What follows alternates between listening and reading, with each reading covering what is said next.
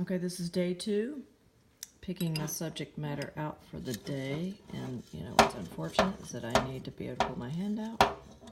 What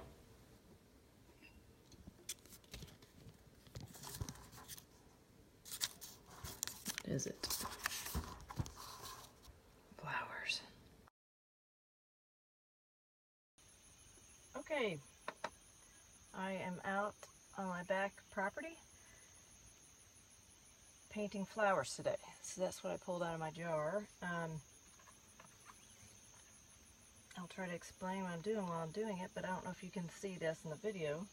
There's some beautiful wild yellow flowers. I'm going to use my typical magenta background, and I may not always use a magenta background, but this is what I've been experimenting with lately, probably for the past year.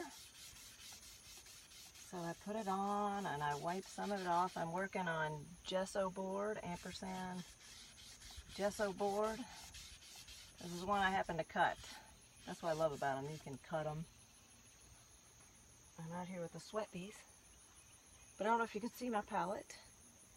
I have white. Well, I have a lot. This is a bigger palette, actually. I have a Naples yellow, a warm white. Most of this is Michael Harding. If Harding doesn't carry the paint, then I'm using Vasari, I think, or Winsor Newton. This is a cadmium lemon, cadmium yellow, bright red, that happens to be a Winsor Newton, cadmium orange, magenta.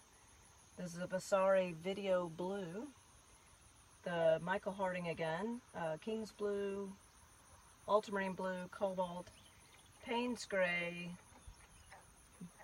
phthalo green, and two colors I'm experimenting with. Over here are just some green grays. One of them's a Vasari and one of them is Michael Harding. And right now I can't remember the names of them. Cedar, I think, for Vasari, and it's a long word for Michael Harding, 3 words, and I can't think of it. I'll get back with you on that. So I'm going to try to sketch these flowers and on this little palette, in the grass, possibly. I haven't decided how I'm going to deal with it, but first of all, I'm going to draw them. I'm using a number 4 rosemary, or long ivory flat. Can you see? Is my head blocking your way?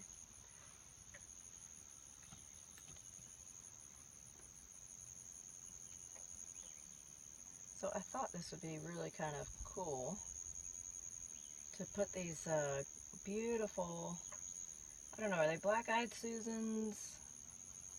I am not sure.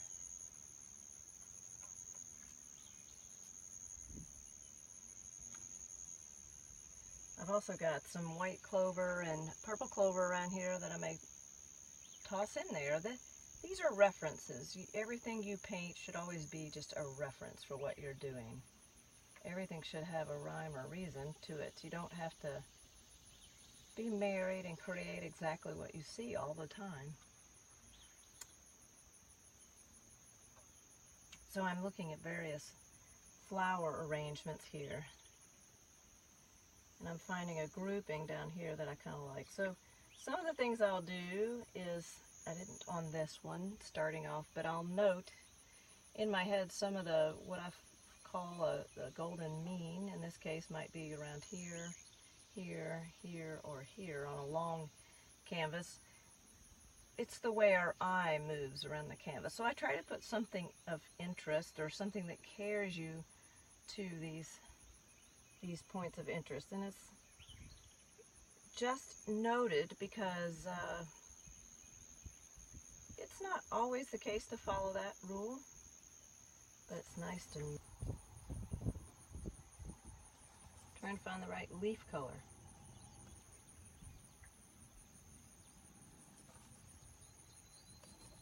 So it's a combination of blues and yellows and reds to find leaf color.